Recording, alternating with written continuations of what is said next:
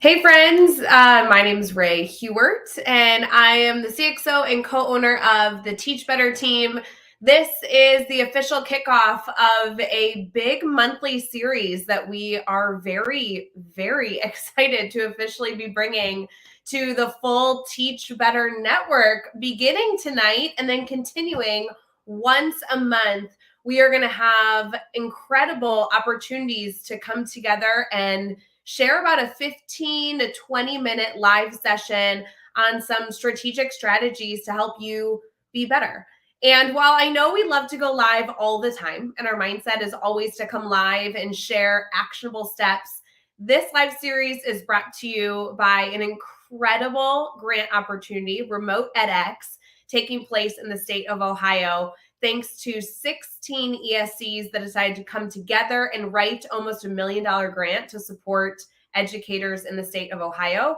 We have been doing this project for over 9 months in an effort to continue to connect these educators with one another and also update them statewide on what we are doing to support the incredible teachers across this state. They asked for some extra support. So we are doing this incredible live series. And when we thought about extending this live series to them, we thought it might be extra special if we filmed it live so that all of you in our network could also share in the benefit.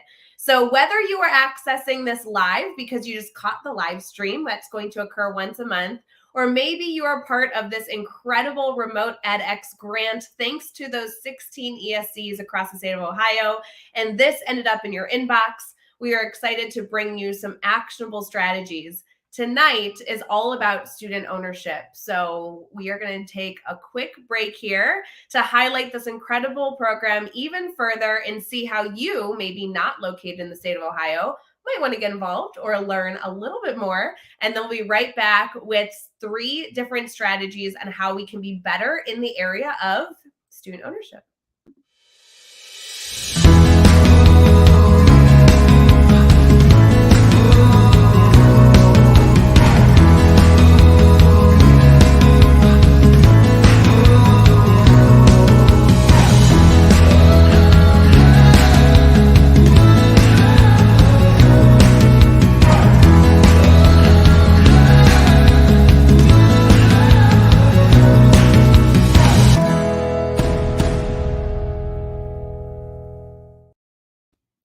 Hey friends, my name is Ray Hughart, and I'm so excited to bring you this month's quick tips thanks to the Remote edX project, where 16 ESCs have come together to write an incredible grant to partner with the Teach Better team to continue to elevate the work that educators are doing and continue to have us all come together and be a little bit better today than we were yesterday and a little bit better tomorrow than we were today. If you are catching this live, feel free to share this out on whatever social media you are watching on.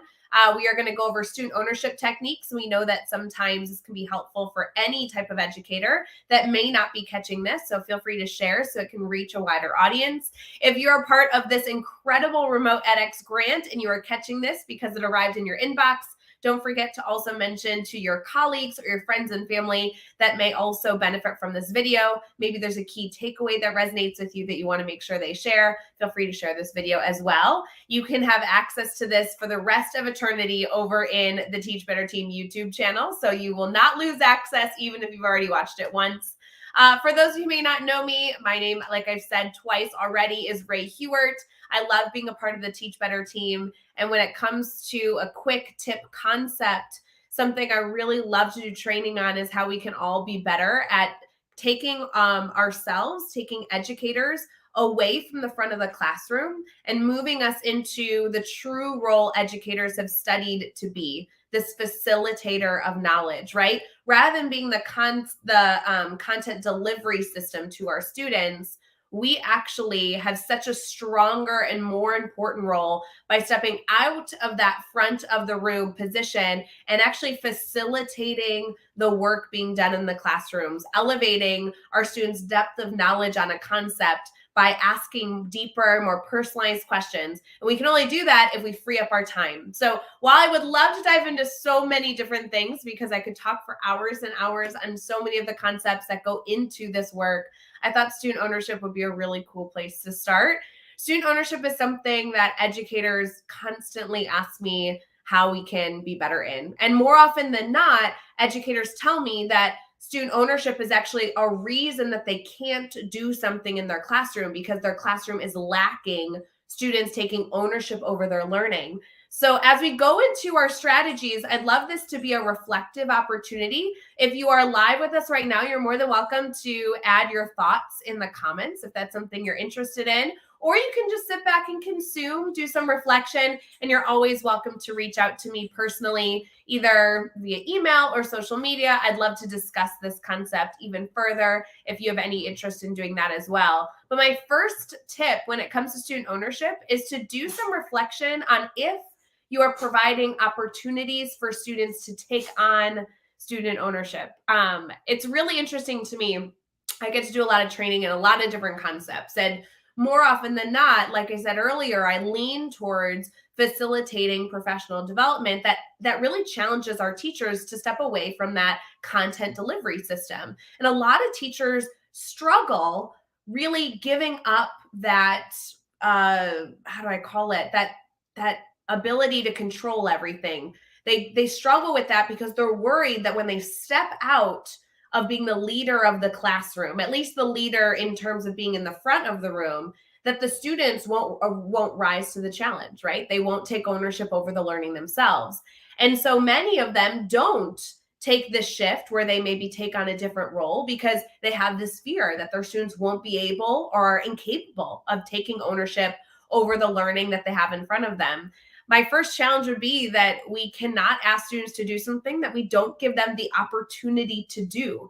So as we think through student ownership, I would really challenge you to be reflective of if you offer this type of opportunity first and foremost, because you can't have any sort of coaching, right? You can't give students feedback on how they are owning their experience and a learning experience if you're not giving them the opportunity to either be successful or find it to be an area of growth. And I say that knowing like find it to be a failure. So as you think through student ownership, why this concept may be interesting to you, why you've chosen to view this video of looking at strategies, I'd love for you to be reflective on if this is something you're even offering yet and why or why not you may not be offering it. What's the hurdle? The second element of this, I think, is kind of silly, but I think it's a really important conversation to have as you're reflecting on your students taking on ownership, more ownership of your classroom, more ownership of their learning experience, more ownership of their school building, is really identifying what that concept looks like. When I say student ownership, I have a very vivid picture in my brain. And when I say student ownership, I really mean students taking ownership of their own learning in a classroom space. And I can kind of paint a picture for you of what this can look like. I want students to find hurdles. I want students to persevere through hurdles. I want students to find a concern and then go to others and seek support. Or better yet, I want students to thrive, but see concerns arising in other students' learning experiences and choose to be a part of being of that solution, right? I want students to really see the full classroom as not just a place to consume, but a place to engage and interact and a place where they have a voice in that experience. And so as you are reflective of wanting to see student ownership occur more in your classroom, I think the first step in this is really identifying what that perfect end goal looks like. Very similar to how we lesson plan, right? You start with that end result, that standard that you're trying to meet. And then from that standard, you identify how you're going to get there, right? What are the targets that you need to have students meet? What are the questions you want to ask students to understand if they've met that target? You kind of use that backwards design. And as you do that, you begin to scaffold how your students are going to progress from wherever they are currently all the way to that perfect endpoint where they've met the expectation you're looking for. I think behaviorally has the same structure that we can utilize. So if you're looking at wanting to create student ownership opportunities, wanting to see student ownership in your classroom or in your day-to-day role, the first step is knowing how that looks. What does that look like? What are you comfortable with? And then give yourself the freedom to have this evolve. We all know that we can't necessarily have a vision and have it be one step to get there. We know there are going to be like all these small little goals, all these small little steps to reach there. Or sometimes if there's not, you might be aiming a little short, right? But as you get started, knowing where you're heading is really, really, I think, the first step to getting there. So as we think through creating stronger student ownership in your classroom, the first thing I would love for you to do either tonight or maybe later this week, but for sure within the next 5 days, I'm giving you a little timeline. I want you to paint a picture for yourself, and maybe only for your eyes, of what student ownership looks like, what it could look like in your classroom, because that will allow us to work our way backwards. Now, as we're being reflective on student ownership, I know we have some comments, so I want to address those. The last thing that I want to make sure that I fit in here, since I know this is going to be a quick live for us together, is my third suggestion for the student ownership concepts. And as I'm looking at my notes here, it really has to do with reflection. Student ownership is an evolving process. It's not learned once and then mastered, but something that your students will learn and reflect on and then grow and be better in, just like anything else that we're learning. And I want to encourage you that if you are currently doing anything to foster stronger student ownership in your classroom, or if you're looking to navigate your way to lean more towards a classroom that has a lot of student ownership in it, you need to ensure that you have some sort of way to facilitate that reflection. Now, I think you can do this in a few different ways, but two of my favorites come from something that some of you might already be trained on. We do it in the grid method quite frequently because the grid method allows our students to take on student ownership through so many different ways. But two key things, whether using the grid or not, has to do with monitoring our progress, monitoring students' ownership success, and then also that reflective concept. So while we're monitoring, are we also reflecting? Easy ways could do this can look a lot of different ways depending on how your classroom looks. Monitoring it should be both by the teacher and by the student.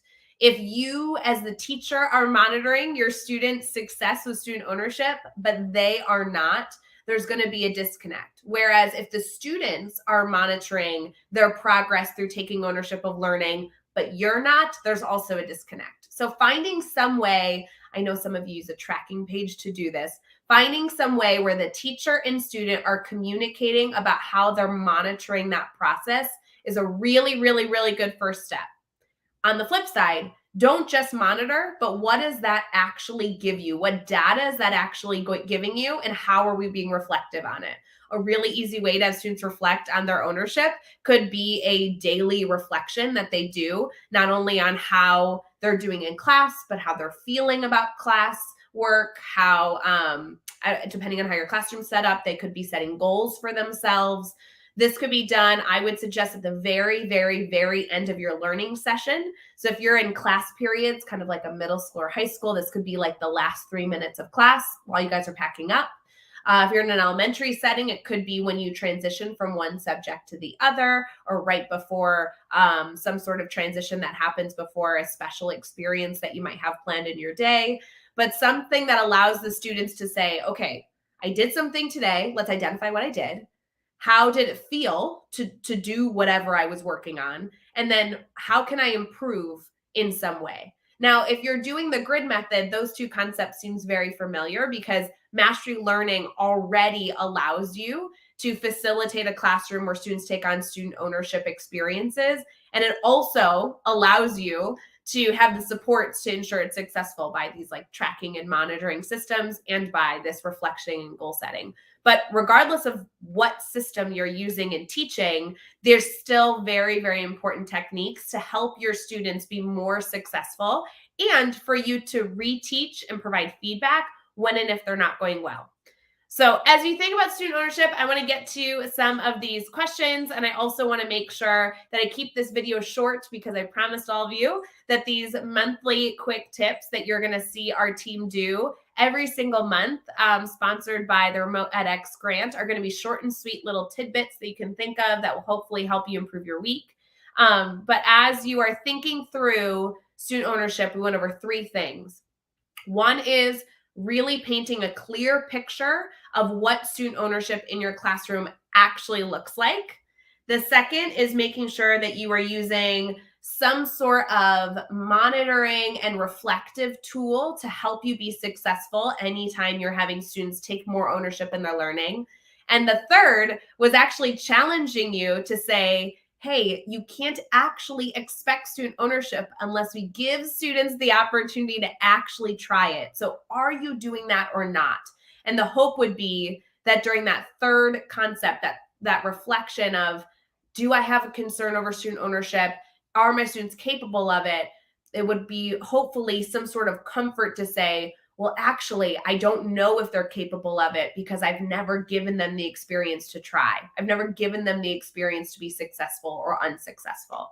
So as we think about the concepts that we teach our students, you never try something once and expect it to be perfect. So hopefully these three things allow you to reflect a little bit on your practices. We have a comment here that says, I noticed that teachers that teach littles do offer this, but maybe middle school teachers are not, reflecting on why. I have to tell you, I have the opportunity to work with educators K-12 and even through higher ed, even in pre-K. I feel like I need a new way to describe the type of educators I get to work with. And I see a lot of concepts lean more towards certain grade levels depending on the topic, right? Like I see interdisciplinary work being really, really prevalent in elementary school settings, not always as prevalent in high school settings. Or student reflection and goal setting, I see happen actually more at the high school level than I see at the elementary school level. But I have to tell you, none of those concepts are consistent the whole way through. I will tell you that there's always an exception to the rule. And I think it really has to do with the teacher's interest level, the teacher's experience, not only trying these concepts, but the teacher's experience as a learner themselves. And I would encourage each and every one of you, regardless of where you teach, regardless of what topic you teach, having students take ownership over their learning is a very progressive idea that shouldn't be progressive. This should be the norm in our classrooms.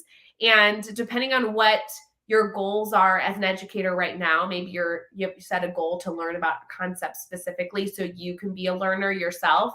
I would encourage you to take on student ownership techniques as something to challenge yourself with, because it really is allowing our students to see beyond the content and really grow the whole child in those essential skills that we not only want them to understand the information before them, but we also want them to be problem solvers. We also want them to be good society members, and we want them to really grow as full beings as they are within our classrooms and beyond. So I think student ownership is something that I've not only seen successful across all grade levels, but definitely something that I would challenge you to be a part of the solution and seeing more frequently in our classrooms.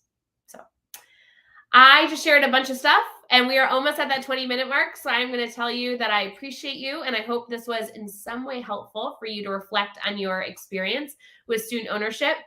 I want to give a big shout out to the 16 ESCs in the state of Ohio that are making the remote edX grant a possibility for so many school districts across the state. If you yourself are interested in not only these quick tips, make sure you catch those every month, but also if you're interested in exploring how grant funding can be your way of earning some professional development opportunities in your school or your community, please feel free to reach out, and you can head over to teachbetter.com/grants to see how we can partner with you to make all that fun happen. I hope you all have a wonderful Sunday, as we are streaming Sunday, October 23rd for this live stream. And I will give you a reminder that the Teach Better team goes live quite frequently. And we are actually even doing a panel tonight to talk about new staff retention and development. So if you're interested in continuing your learning, even beyond this small little short topic we did today, I would encourage you to follow the Teach Better team on whatever social media platform you're interested in, including YouTube, to make sure you don't miss any of the fun.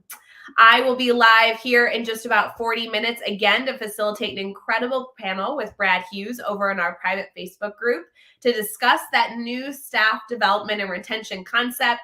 But for those of you who are not joining us for that, I hope you have an absolutely wonderful Sunday, and we will see you all sometime soon.